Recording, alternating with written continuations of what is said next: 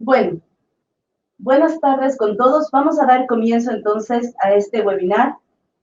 Les agradezco mucho por su presencia y les comento que para mí también es muy grato estar aquí para compartir con ustedes un poco del aprendizaje y del conocimiento acumulado en Virtual Learning en más de 8 años de experiencia implementando proyectos de capacitación y learning en diferentes organizaciones, tanto públicas como privadas.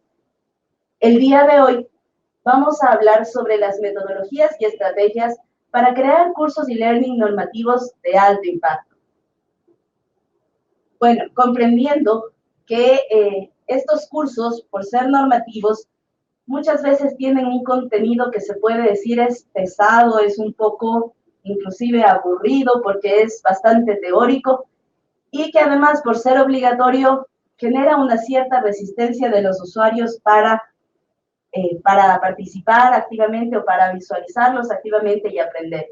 Entonces, hoy vamos a buscar qué estrategias podemos aplicar o qué podemos hacer para que estos cursos se vuelvan significativos para el colaborador que los está viendo y que el aprendizaje se llegue con mayor facilidad. Para esto, entonces, vamos a tocar los siguientes temas. Veremos primero por qué es importante el learning para capacitar. Luego veremos por qué a veces cuando ya tenemos implementado el e-learning no funciona en estos cursos normativos. ¿Qué es lo que pasa? ¿Cómo aprenden las personas o por qué es que no están logrando ese impacto efectivo en los colaboradores? Después veremos algunas de las estrategias, como les decía, que nosotros hemos acumulado en este tiempo y que consideramos son las mejores para implementar estos cursos normativos, y les vamos a dar sugerencias de cómo aplicar estas estrategias o cuándo ponerlas en práctica. Finalmente, les hablaré sobre algunos ejemplos prácticos que tenemos y les podré mostrar para que ustedes vean cómo funcionan estos cursos y estas estrategias aplicadas en la realidad. Les pido disculpas porque estoy pasando por un proceso de resfriado y estoy un poco con la garganta un poco delicada, entonces puede que en algún momento deba interrumpir un poquito la conversación, pero voy a tratar de evitar eso. Y las instrucciones básicamente sería que utilicen el chat para escribir sus preguntas durante mi exposición, porque así las recopilaremos y al final tendremos un tiempo para resolver todas sus inquietudes. ¿De acuerdo? Entonces, comencemos. ¿Por qué es importante el e-learning para capacitar? Ustedes saben que capacitar en forma presencial tiene alguna carga logística que es un poco difícil de complementar. Entonces, el e-learning llegó como una de las soluciones más importantes para resolver estos problemas. Primero, elimina la barrera del espacio, ¿no es cierto? Nosotros podemos capacitar a nuestros colaboradores independientemente de donde se encuentren, si la sucursal se encuentra en diferentes puntos del país o incluso si se encuentra en otros países, nosotros podemos llegar a todos a través del e-learning porque con el internet, con las redes generadas en nuestras empresas, pues es fácil el acceso. Por otro lado, flexibiliza lo que es horarios y tiempos de formación, porque los colaboradores pueden acceder a la capacitación rápidamente sin necesidad de trasladarse y en los momentos de su disponibilidad. Y mejor aún, si es que las empresas lo permiten, pueden capacitarse desde casa o inclusive desde sus dispositivos móviles en el camino de la casa al trabajo o viceversa, del trabajo a la casa. Entonces, podemos aprovechar esos tiempos muertos que normalmente tenemos en el día en la formación y capacitación. La otra gran ventaja es que podemos tener una misma calidad de formación para todos. Ustedes saben que en lo presencial depende mucho del instructor y qué conocimientos tenga o cómo lleve la clase para que la capacitación tenga una mejor o peor calidad. Mientras que si lo hacemos en e-learning, nosotros podemos garantizar que la calidad es la misma para todos y que es la mejor. Porque obviamente vamos a buscar el contenido más adecuado, ese que es imprescindible y que los participantes deben conocer, los colaboradores deben conocer para poderse desarrollar adecuadamente. Entonces, vamos a asegurarnos de que ese contenido importante esté dentro del curso e-learning. Y hoy eso también nos permite tener una información actualizada y oportuna, porque si en algún momento necesitamos hacer algún cambio, sobre todo en esta parte normativa, ¿no es cierto? Tenemos que hay actualizaciones en las normas, en los reglamentos, entonces nosotros podemos inmediatamente compartir esas actualizaciones y que la gente esté en ese momento ya con la información al día. Eso sumado a una favorable relación costo-beneficio, porque aunque en el e-learning tenemos un costo inicial, tal vez hasta montar la plataforma, hasta realizar los cursos, diseñar los cursos, pues este costo se dilata con el tiempo cuando ya dejamos de gastar en la logística, cuando dejamos de gastar en diferentes instructores, en todo ese aparato que implica el tener clases presenciales. Entonces, el costo a mediano y largo plazo se diluye y el beneficio, como habíamos visto con todas las características anteriores, pues es mucho mayor. Y el aprendizaje puede ser igual o incluso más efectivo que en una clase presencial. Pero ¿por qué entonces, si es que ya sabemos de estos beneficios del e-learning y algunas empresas o organizaciones ya implementan e-learning en sus cursos normativos, ¿por qué no logran que el aprendizaje llegue? Bueno, hay varias razones. Una de ellas es que al ser obligatorio genera resistencia. Nadie aprende si no quiere hacerlo. Entonces, normalmente nosotros creemos que por ser obligatorio ellos ya deben tomar y aprender y no nos tomamos el tiempo de buscar que sea importante, que se vuelva interesante para el colaborador aprender estas cosas. Entonces, uno de los primeros tips sería justamente generar esa importancia en el colaborador. Ahora, ¿cómo logramos generar esa importancia? Tenemos que entender cómo funciona el aprendizaje en el cerebro humano. Empecemos por la primera norma. Al cerebro no le gusta el esfuerzo, ¿sí? Si bien nos gusta aprender, pero no queremos aprender con un esfuerzo excesivo. Entonces, por ejemplo, digamos que yo en este momento les pido deletrear las vocales. Seguramente ahorita ya algunos de ustedes mentalmente lo hicieron y les fue muy fácil, ¿no es cierto? ¿Qué pasa si yo ahora les pido deletrear esternocleidomastoide? Vaya palabrita, ¿verdad? Solo con verla yo ya no quiero deletrearla. Me parece complicado y me resisto a realizar ese esfuerzo. Entonces, si es que nuestros colaboradores ven que los contenidos son tan complicados que no logran acceder a ellos, de por sí ya no van a aprender. Entonces, uno de los principales tips es utilizar un lenguaje claro, básico, que les permita a los colaboradores entender de qué estamos hablando. Las normas a veces son muy rígidas, son muy teóricas y tienen muchas palabras complicadas. Entonces nosotros tenemos que buscar la forma de bajar toda esa complejidad a un lenguaje más común, a un lenguaje más sencillo. Otra de las características del aprendizaje es que el cerebro trabaja por niveles sucesivos de integración, ¿no es cierto? Nosotros tenemos que tener aprendizajes previos y entonces sobre esos va a ser más fácil sumar contenidos nuevos. Por ejemplo, veamos estas dos frases. Por un lado yo les digo, un bioma es una determinada parte del planeta que comparte clima, flora y fauna. ¿Les quedó claro el concepto de bioma? Yo estoy segura que sí les quedó claro. ¿Por qué? Porque estamos utilizando primero un lenguaje bastante sencillo y segundo, conceptos que ustedes ya los tenían. Planeta, clima, flora, fauna, son conceptos muy básicos que ustedes ya los tienen totalmente asimilados. Entonces, generar un contenido nuevo sobre eso no es complicado. En cambio, si nosotros vemos la segunda frase, lo distintivo del pensar metafísico que busca el fundamento del ente es que partiendo de lo presente lo representa en su presencialidad y lo muestra desde su fundamento como fundado. Es una frase muy interesante.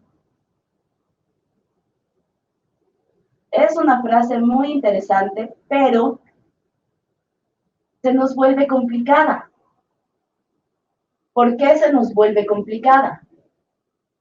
Porque hay conceptos aquí que nosotros no los entendemos bien. Metafísico, ya suena algo difícil. Y además el lenguaje utilizado está tan enredado para nosotros normalmente que es difícil entenderlo. Entender esta frase implicaría ir desagregando de parte en parte cada uno de sus elementos y entonces luego poder comprender el todo. Entonces, como ven, nosotros tenemos que ir de poco en poco integrando los nuevos conocimientos.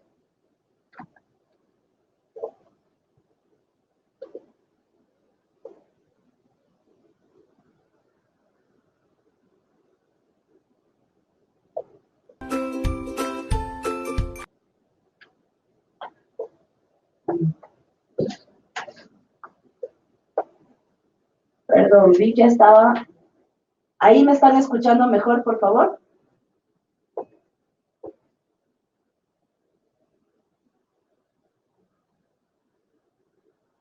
Sí, qué pena. Al parecer quedó activado un video por detrás, pero ya lo corregimos y vamos a continuar.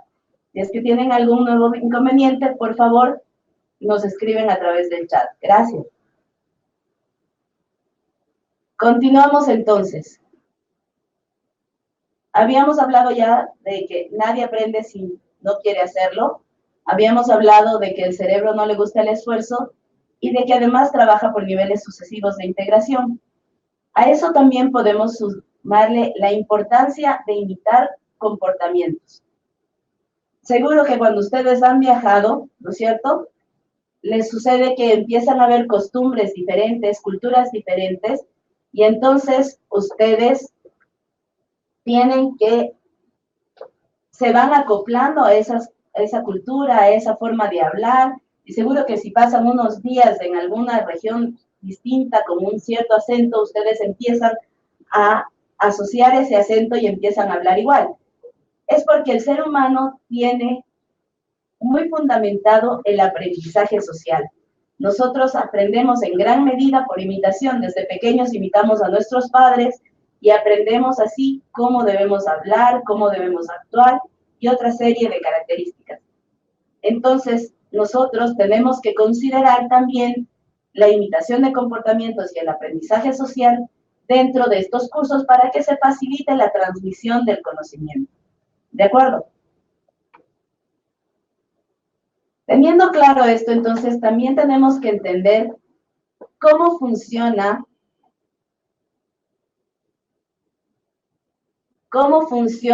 el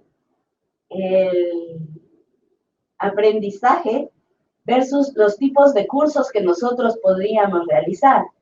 Y nosotros, según Kolb, tenemos 4 dimensiones. La parte teórica o del pensamiento, ¿no es cierto?, del pensar, la parte del experimentar o del hacer, la parte del actuar o del sentir, y la parte del reflexionar o ver. ¿Sí? Si nosotros trabajamos sobre todas esas dimensiones, podemos llegar a todos los tipos de personas y sus diferentes formas de aprender. Por ejemplo, podemos llegar a los divergentes, que son personas mucho más imaginativas y que lo que buscan es ver cómo lo que está ahí, qué cosas nuevas les permite hacer. Podemos llegar a los convergentes, que buscan más bien teorizar, sintetizar y resumir la información. Podemos llegar a los asimiladores, que más bien buscan, generar modelos, ¿no es cierto? Y podemos llegar a los acomodadores, que buscan generar soluciones, que les gusta más bien la parte práctica, que quieren ver cómo eso se aplica en la realidad. Entonces, tenemos que considerar que todos estos tipos de aprendizajes existen y que nuestros cursos deben estar apuntando a todos ellos. Uno de los errores grandes es, por ejemplo, creer que pasar de lo presencial a lo virtual es tan fácil como subir los mismos materiales en la plataforma e-learning, porque ahí lo que generamos más bien es un irritmo. Las personas solo leen el contenido y están trabajando sobre el qué deben aprender, pero se olvidan de las otras partes, de la reflexión, de la acción, de la experimentación.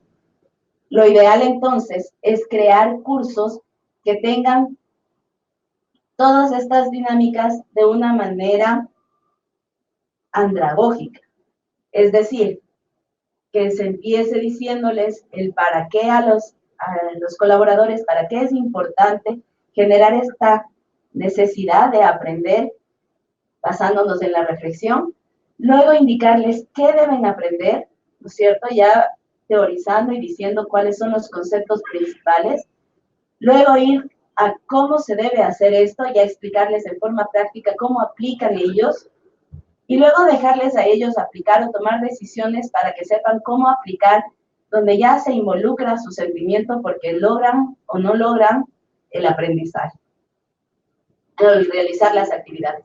Entonces, con este sistema andragógico nosotros estamos garantizando que hay un aprendizaje que abarca a todas las personas y a todos los tipos de aprendizaje que existen en las personas.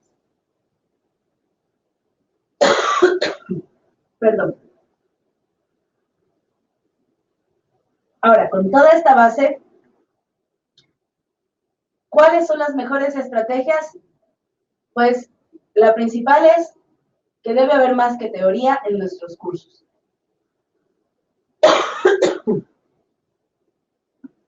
La principal es que debe haber más teoría. Y para eso, ¿qué sugerimos nosotros? Propuestas narrativas. Los cursos no deben ser solo colocar el texto o la presentación PowerPoint que yo tenía y la pongo ahí y se acabó.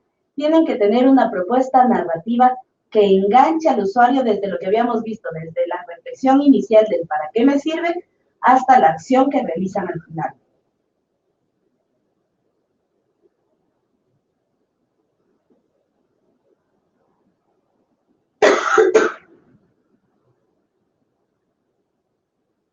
Nosotros sugerimos algunas propuestas narrativas. Hay los cursos tutorizados, storytelling, gamificados, simulaciones y lo que se conoce como campañas de aprendizaje. Paso a decirles de qué se trata cada una.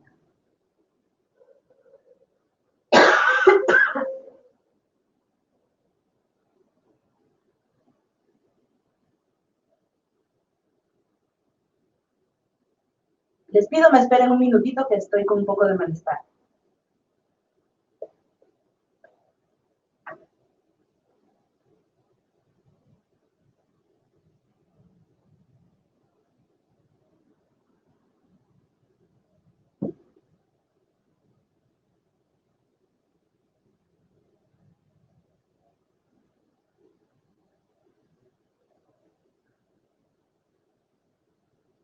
Ok, continuemos. La estrategia tutorizada habla de tener un personaje que va a ser el tutor o el experto. Pero este personaje tiene que tener una vida, tiene que ser alguien que el usuario pueda reconocer. Si es el experto, puede ser uno de los expertos en el tema, un superior, un agente, qué sé yo, alguien importante. Si es que es un tutor, puede ser incluso alguien un poco par a los colaboradores. Este esquema reemplaza un poco al esquema profesor-estudiante. Es decir, hay alguien al frente que nos dice cómo funcionan las cosas y nosotros como estudiantes o como receptores vemos de qué se trata y aprendemos simplemente de sus explicaciones. Obviamente la jerarquía que tiene este personaje al ser experto, pues nos da esa seguridad de que lo que estás diciendo es correcto y nos lleva a la confianza de aprender lo que nos está presentando. Es una de las estrategias. Otra de las estrategias es utilizar elementos ya más comunicativos como el storytelling, que implica implementar historias que enganchen al usuario o al colaborador y le permitan aprender el tema que nosotros queremos. Estas historias trabajan obviamente con dos o más personajes que están interactuando entre sí e incluso el mismo usuario puede ser un personaje adicional dentro de la historia. Estos personajes están basados en arquetipos, puede ser el mentor y el estudiante, puede ser el superhéroe, puede ser el villano, inclusive puede manejar todos estos arquetipos y se utiliza de dos maneras. Podemos tener un esquema metafórico, ¿no es cierto?, en el que nosotros presentamos personajes o una historia que hace referencia al tema que queremos aprender, pero desde una metáfora. En este caso, por ejemplo, ustedes pueden ver aquí hay unos arbolitos y estábamos hablando de competencias y del crecimiento personal. Entonces, al haber un crecimiento, la metáfora del árbol es muy válida porque nos invita a crecer. O puede ser imitativo. Podemos hablar, como en el caso de acá, en el otro caso que tenemos ahí, de alguna situación real, de cómo suceden las cosas realmente y cómo deberían suceder de la forma correcta, para que las personas también se sientan identificadas con esa historia. Igual aquí, como les decía, los personajes tienen que tener una historia, tienen que ser alguien dentro de lo que se está presentando el curso, entonces tienen que tener tal vez una familia, tal vez un nombre, tal vez una serie de elementos que nos permitan visualizarlos como un ser real. En la estrategia gamificada, en cambio, nosotros también utilizamos una historia para que el juego tenga una relación, ¿no es cierto? Podemos utilizar una historia, pero ahí lo importante es un esquema reto-premios.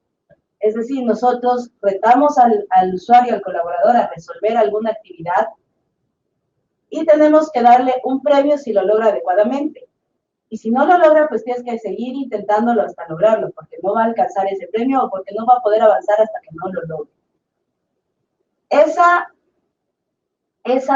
Ese esquema es muy útil porque trabaja con esa competitividad innata en las personas, que no necesariamente es una competencia contra otros, puede ser una competencia consigo mismo para alcanzar y superar estos retos. Podemos trabajar con 2 o más personajes, igual arquetipos, dentro de la historia, que nos permitan contar de qué se trata y les ubiquen en un contexto para que ellos puedan saber de qué se trata el juego y cómo resolver las actividades que les estamos presentando. Por ejemplo, en este del lado izquierdo, el objetivo era de él, tenía que llegar a encontrar una información que se había perdido, pero para eso tenía que viajar por el espacio y al viajar tenía que eliminar estos meteoritos. La forma de eliminarlos era respondiendo preguntas. Con cada pregunta correcta se eliminaba un meteorito y podía avanzar. Pero si no lograba eliminar el meteorito, pues tenía que volver a empezar porque se rompió su nave. Pues tenía una nueva vida, un nuevo intento para comenzar.